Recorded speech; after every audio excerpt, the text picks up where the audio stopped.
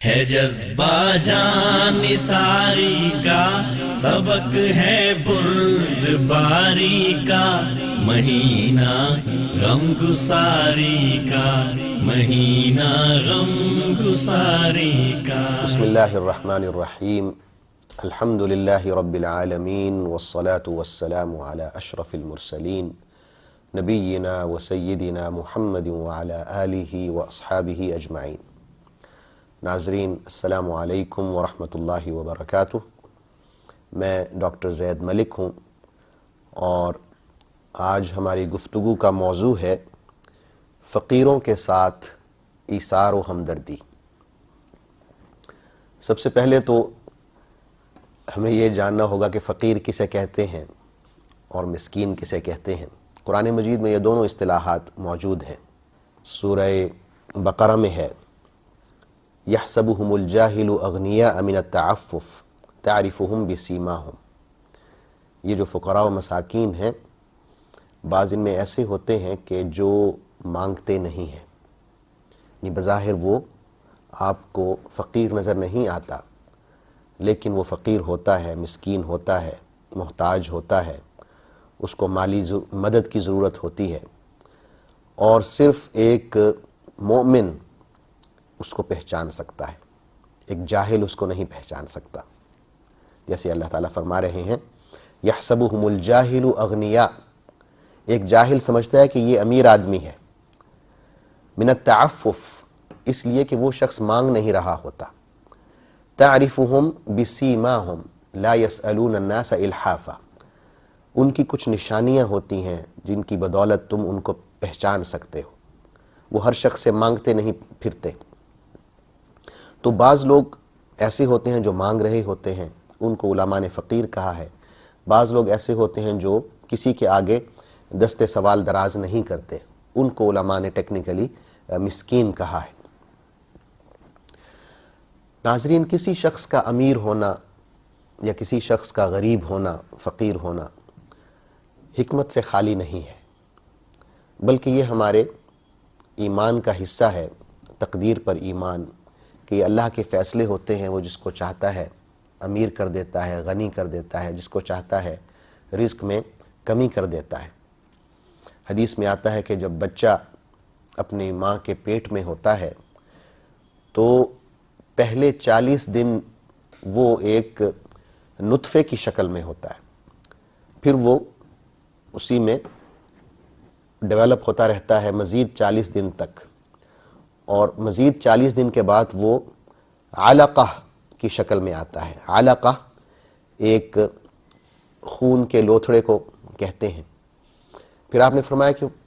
وہ مزید 40 دن تک ڈیولپ ہوتا ہے اور مدغہ کی شکل میں آتا ہے۔ مدغہ گوشت کے لوتھڑے کو کہتے ہیں۔ پھر فرمایا کہ مزید 40 دن وہ اس میں رہتا ہے۔ اب یہ 3 دفعہ 40 دن ہو گئے، 120 دن یا 4 ماہ۔ تو آپ نے فرمایا کہ پھر اللہ تعالیٰ ایک فرشتے کو بھیجتے ہیں اور اسے حکم دیتے ہیں کہ اس میں، اس جسم میں، اس بچے میں روح پھونکیں اور اس کے لیے 4 چیزیں لکھ دیں۔ تو وہ فرشتہ اس انسان میں، اس جسم میں، وہ بچہ ہو یا بچی ہو، روح پھونکتا ہے اور اس کے لیے 4 چیزیں لکھ دیتا ہے۔ پہلی چیز اس کی زندگی ہے کہ وہ بچہ اس دنیا میں آ کے کتنا عرصہ رہے گا۔ دوسری چیز اس کا عمل ہے کہ اس نے کیا کیا عمل کرنے ہیں، اچھے اعمال اس کے کیا ہوں گے، برے اعمال اس کے کیا ہوں گے۔ تیسری چیز اس کا رزق ہے کہ اس نے اس دنیا میں کتنا کمانا ہے، حلال طریقے سے کمائے، حرام طریقے سے کمائے، ملا جلا کے وہ ہونا اتنا ہی ہے جتنا اللہ نے لکھ دیا ہے۔ اور چوتھی چیز جو فرشتہ لکھتا ہے وہ یہ ہے کہ یہ بچہ خوش قسمت ہوگا یا بد قسمت ہوگا، خوش بخت ہوگا یا بد بخت ہوگا، یعنی جنت میں جائے گا یا جہنم میں جائے گا۔ تو یہ ساری چیزیں لکھی ہوئی ہوتی ہیں، اور جو اس میں مین پوائنٹ ہے اس حدیث کے ذکر کرنے میں، وہ رزق کے حوالے سے ہے کہ اللہ نے پہلے ہی فیصلہ صادر فرما دیا کہ اس کا رزق کتنا ہوگا، یہ ایک غریب آدمی ہوگا یا متوسط ہوگا یا امیر آدمی ہوگا۔ تو ہمیں اس چکر میں نہیں پڑنا چاہیے کہ یہ غریب ہے تو غریب کیوں ہے اور یہ امیر ہے تو امیر کیوں ہے۔ ہمیں یہ دیکھنا چاہیے کہ ہمیں اللہ نے اور اللہ کے رسول نے حکم کیا دیا ہے۔ ہمارے سامنے زکوٰۃ دینے کے احکامات ہیں، صدقات و خیرات دینے کے احکامات ہیں، اللہ کی راہ میں خرچ کرنے کے احکامات ہیں۔ فقراء و مساکین پر خرچ کرنے سے جو فوائد ہمیں ملتے ہیں، ہمیں ان پر دیکھنا چاہیے کہ اللہ تعالیٰ ہمارے دلوں سے اس دنیاوی مال و دولت کی محبت جو بہت شدید ہے ہمارے دلوں میں، وہ کم کرتا ہے۔ قرآن مجید میں آتا ہے وَإِنَّهُ لِحُبِّ الْخَيْرِ لَشَدِيدٌ، کہ یہ جو انسان ہے یہ مال و دولت کی محبت میں بہت آگے بڑھا ہوا ہے، بہت شدید ہے۔ جب ہم اللہ کی راہ میں خرچ کرتے ہیں غریبوں پر، مسکینوں پر، فقیروں پر، تو اللہ تعالیٰ ہمیں مزید عطا فرماتا ہے، کیونکہ مال کا جو شکر ہے وہ کس طرح ادا ہوتا ہے کہ ہم اسے اللہ کی راہ میں خرچ کریں۔ اور اللہ نے ایک قاعدہ بتا دیا ہے کہ آپ جتنا شکر ادا کریں گے جس نعمت کے حوالے سے بھی، تو اس نعمت کو میں اور مزید کر دوں گا۔ اگر مال و دولت ہے اس میں آپ شکر ادا کر رہے ہیں اس کو خرچ کر کے، تو مزید زیادہ ہو جائے گا آپ کا مال، آپ کی دولت۔ اگر کوئی اور نعمت ہے اس پر آپ شکر کرتے ہیں تو وہ نعمت اللہ تعالیٰ بڑھا دیں گے، کیونکہ یہ ایک قاعدہ ہے جس کا اللہ نے ذکر فرمایا ہے سورہ ابراہیم میں۔ ارشاد ہوا لَإِن شَكَرْتُمْ لَأَزِيدَنَّكُمْ وَلَإِن كَفَرْتُمْ إِنَّ عَذَابِي لَشَدِيدٌ، اگر تم شکر ادا کرو گے، شکران نعمت کرو گے، تو میں تمہیں وہ نعمت اور زیادہ کر کے دوں گا،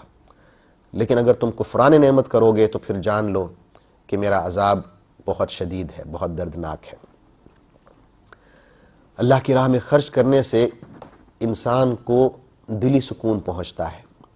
روحانی تسکین پہنچتی ہے۔ قرآن مجید میں ہے الذین ينفقون اموالهم باللیل والنہار سرا وعلانیۃ فلہم اجرہم عند ربہم ولا خوف علیہم ولا هم يحزنون، وہ لوگ جو اللہ کی راہ میں خرچ کرتے ہیں، دن ہو یا رات ہو، کھلے عام خرچ کر رہے ہوتے ہیں یا چھپ کے خرچ کر رہے ہوتے ہیں، کسی کو پتہ بھی نہیں چلتا کہ انہوں نے کتنا خرچ کر دیا، تو یہ وہ لوگ ہیں کہ جن پر نہ کوئی خوف ہوگا اور نہ وہ کسی غم میں مبتلا ہوں گے۔ اس کو دلی سکون کہتے ہیں۔ دلی سکون کا نہ ہونا یہی ہے کہ ہم بہت سے خوف میں مبتلا ہو جاتے ہیں، ہمیں بہت سی فکر لاحق ہو جاتے ہیں اور ہم ٹینشن کا شکار ہو جاتے ہیں، سٹریس میں آ جاتے ہیں،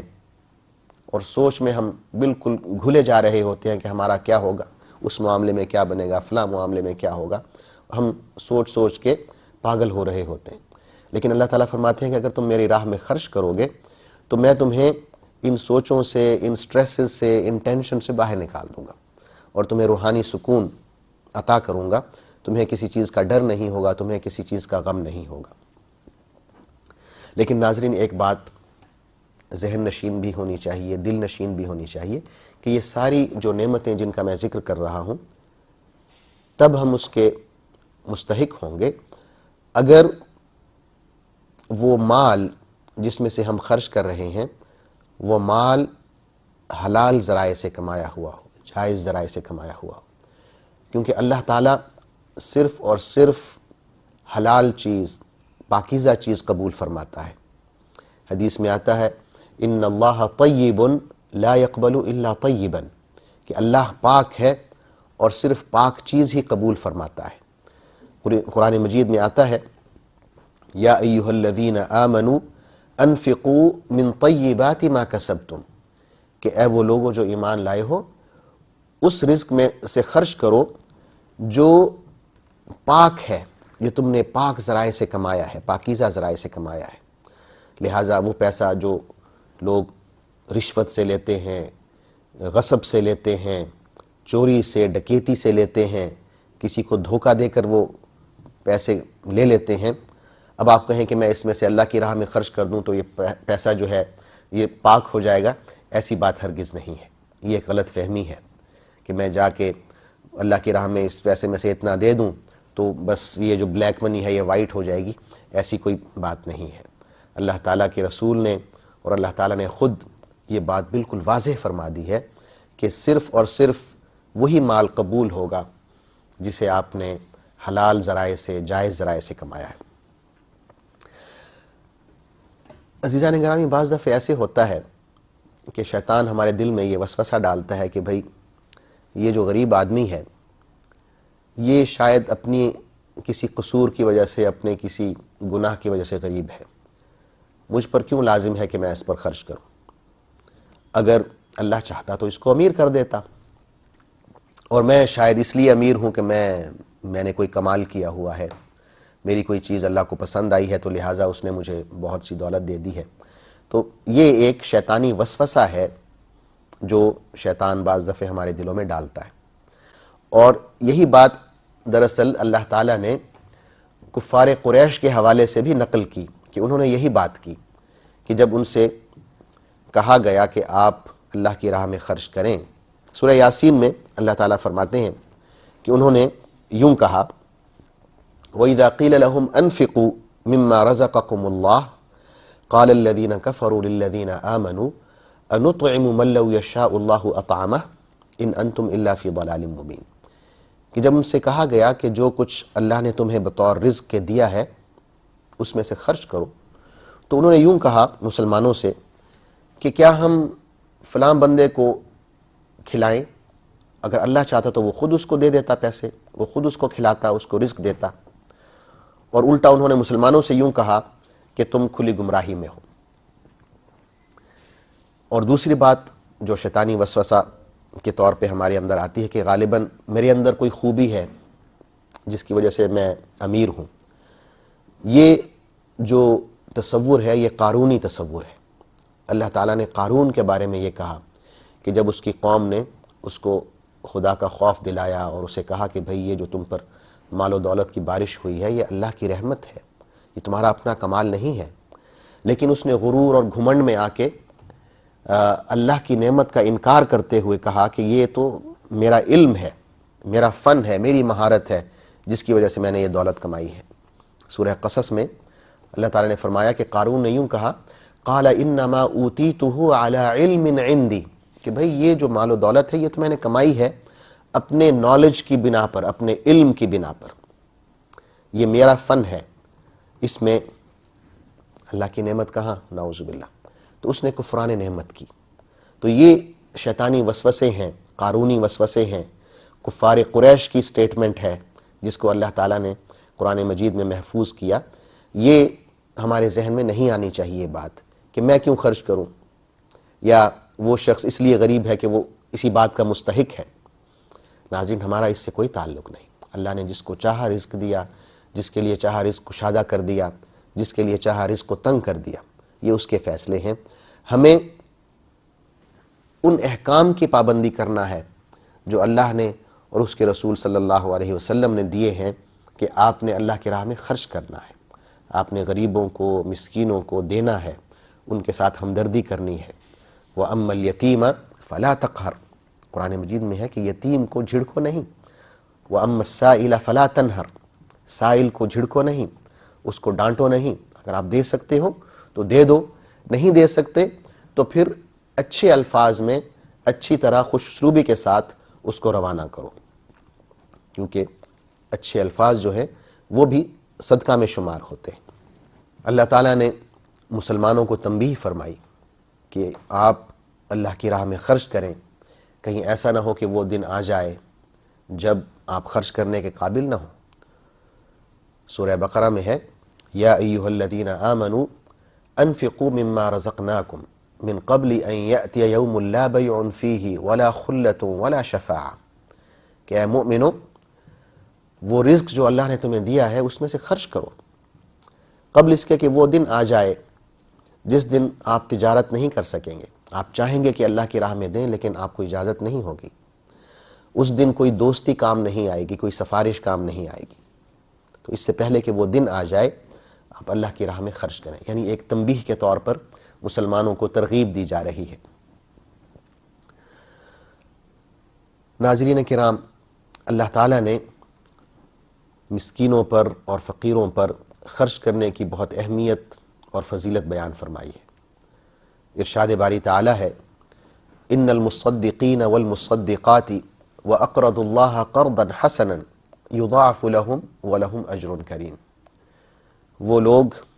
جو اللہ کی راہ میں خرچ کرتے ہیں، صدقہ دیتے ہیں، وہ مرد ہوں یا عورتیں ہوں، جو اللہ کو قرض حسنہ دیتے ہیں، یعنی اصل میں مال تو اللہ کا ہی ہے، اس نے ہمارے ہاتھ میں بطور امانت دیا ہے، لیکن یہ اللہ کی بڑائی ہے کہ وہ کہتا ہے کہ میں تم سے یہ مال بطور قرض لے رہا ہوں، جب تم میرے پاس آؤ گے تو میں اس کو بہت بڑھا کر تمہیں دوں گا، یضاعف لہم، ڈبل کر دوں گا، دگنا تگنا کر دوں گا۔ صرف یہ اضافہ نہیں ہوگا بلکہ فرمایا وَلَهُمْ أَجْرٌ کریم، اور ان کے لیے بہت کرم والا، بہت عزت والا اجر ہوگا۔ حضور اکرم صلی اللہ علیہ وسلم کا ارشاد پاک ہے کہ جو شخص کسی یتیم بچے یا بیوہ کا خیال رکھے گا، دیکھ بھال کرے گا، وہ میرے ساتھ جنت میں اس طرح ہوگا۔ آپ صلی اللہ علیہ وسلم نے اپنی شہادت کی انگلی اور درمیانی انگلی کو یوں کر کے دکھایا، یعنی جس طرح یہ دو انگلیاں قریب ہیں، اسی طرح وہ شخص جو یتیم کی، بیوہ کی دیکھ بھال کرتا ہے، ان پر خرچ کرتا ہے، وہ میرے ساتھ جنت میں اتنے قریب ہوگا۔ تو یہ ایک بہت بڑی فضیلت ہے کہ حضور اکرم صلی اللہ علیہ وسلم کا جنت میں ساتھ نصیب ہو۔ اللہ تعالی ہم سب کو یہ رتبہ نصیب فرمائے۔ اور پھر دیکھتے ہیں سورہ ماعون میں اللہ تعالیٰ کس طرح سخت الفاظ میں اس شخص کی مذمت کر رہے ہیں جو یتیم کو دھکے دیتا ہے، جو مسکین کو کھانا نہیں کھلاتا۔ ارشاد باری تعالیٰ ہے اَرَأَيْتَ الَّذِي يُكَذِّبُ بِالدِّينِ فَذَلِكَ الَّذِي يَدُعُّ الْيَتِيمَ وَلَا يَحُضُّ عَلَى طَعَامِ الْمِسْكِينِ، کیا تم نے دیکھا ہے اس شخص کو جو روز جزا کو جھٹلاتا ہے، قیامت کو جھٹلاتا ہے؟ یہ وہی شخص ہے جو یتیم کو دھکے دیتا ہے، یہ وہی شخص ہے جو مسکین کو کھانا نہیں کھلاتا۔ یعنی یہ جو دو صفات ہیں، یتیموں اور مسکینوں کے ساتھ بدسلوکی، یہ اس شخص میں پائی جاتی ہیں جو قیامت کو جھٹلانے والا ہے، یعنی جس کے دل میں خوف خدا نہیں ہے، جس کے دل میں یہ تصور نہیں ہے کہ اس نے اللہ کے سامنے کھڑے ہونا ہے قیامت کے روز اور اپنے اعمال کے بارے میں جواب دہ ہونا ہے۔ یہ اعمال تو اس شخص کے ہیں، وہ یتیموں کو کھانا نہیں کھلاتا، ان کا خیال نہیں رکھتا، وہ مسکینوں کو کھانا نہیں کھلاتا۔ ایک شخص حضور اکرم صلی اللہ علیہ وسلم کے پاس حاضر ہوا اور کہا کہ یا رسول اللہ، مجھے اپنے دل سے ایک شکایت ہے، میں سمجھتا ہوں کہ میں سخت دل ہوں، میرا دل بہت سخت ہے، سنگ دل ہوں میں، تو آپ مجھے بتائیے کہ میں کیا کروں، اس دل کی سختی کا کیا علاج ہے؟ تو حضور اکرم صلی اللہ علیہ وسلم نے فرمایا کہ تم یتیم کے سر پہ شفقت سے اور محبت سے ہاتھ پھیرا کرو اور مسکین کو کھانا کھلایا کرو، اس سے جو تمہاری دل کی سختی ہے وہ جاتی رہے گی اور تم نرم دل انسان بن جاؤ گے۔ قرآن مجید میں ہے وَيُطْعِمُونَ الطَّعَامَ عَلَى حُبِّهِ مِسْكِينًا وَيَتِيمًا وَأَسِيرًا۔ اللہ تعالیٰ مومنوں کی، صحابہ کرام کی تعریف فرما رہے ہیں کہ یہ ایسے لوگ ہیں کہ جو مال و دولت کی محبت موجود ہونے کے باوجود، مال و دولت کی ضرورت ہونے کے باوجود وہ مسکینوں کو کھانا کھلاتے ہیں، یتیموں کو، قیدیوں کو کھانا کھلاتے ہیں۔ عزیزان گرامی، یہ ایک بہت وسیع موضوع ہے کہ غریبوں کی، فقیروں کی کس طرح مالی مدد کی جائے، ایک انفرادی لیول پہ، اجتماعی لیول پہ اور حکومتی لیول پہ۔ الحمدللہ ہمارے ہاں بیت المال موجود ہے، تو میں حکومت کو یہ تجویز دوں گا کہ اس کی تنظیم نو کی جائے۔ ہمارے ہاں وہ لوگ جو پاورٹی لیول سے نیچے ہیں، اور وہ بہت زیادہ ہیں، ان کے لیے ایک بہت وسیع اور ایک خطیر رقم بیت المال میں ہونی چاہیے، اور ماہانہ بیسس پہ ان کے لیے وظیفہ مقرر ہونا چاہیے، تاکہ یہ لوگ سڑکوں پر، اشاروں پر، چوراہوں پر بھیک مانگتے ہوئے نظر نہ آئیں، ان کو مالی مدد کی جائے یا اپنا کاروبار شروع کر سکیں، یا اتنا ان کو ماہانہ مل جائے کہ عزت سے اپنی زندگی گزار سکیں۔ اللہ تعالیٰ نے سورہ بقرہ میں انفاق فی سبیل اللہ کی مثال بہت خوبصورت الفاظ میں دی ہے۔ ارشاد باری تعالیٰ ہے مثل الذین ينفقون اموالهم فی سبیل اللہ کمثل حبۃ انبتت 7 سنابل فی کل سنبلۃ 100 حبۃ واللہ یضاعف لمن یشاء واللہ واسع علیم، کہ ان لوگوں کی مثال جو اللہ کی راہ میں اپنا مال خرچ کرتے ہیں ایسی ہے جیسے ایک دانے کی ہوتی ہے، جس کو آپ زمین میں بوئیں تو اس میں سے 7 کونپلیں پھوٹتی ہیں اور ہر کونپل میں 100 دانے ہوتے ہیں، اور اللہ جس کے لیے چاہتا ہے اس کے اجر کو دگنا تگنا کر دیتا ہے۔ اللہ بہت وسیع علم کا مالک ہے۔ حدیث میں آتا ہے کہ جو شخص اللہ کی راہ میں اپنا پیسہ خرچ کرتا ہے تو اللہ اس رقم کو اپنے دائیں ہاتھ سے وصول فرماتے ہیں، اور اس رقم کو اتنا بڑھا دیتے ہیں کہ وہ ایک پہاڑ کی مانند ہو جاتا ہے یا اس سے بھی زیادہ ہو جاتا ہے۔ عزیزان گرامی، آخر میں یہ عرض کروں گا کہ اللہ نے جہاں ان لوگوں کی صفات بیان کی ہیں جو اہل تقوی ہیں، متقی ہیں، آخر میں ان کے بارے میں یہ فرمایا ہے وَمِمَّا رَزَقْنَاهُمْ يُنْفِقُونَ، یہ وہ لوگ ہیں متقین کہ جو ہم نے انہیں رزق دیا ہے اس میں سے خرچ کرتے ہیں۔ قرآن مجید میں تقریباً 80 مقامات ایسے ہیں جہاں پر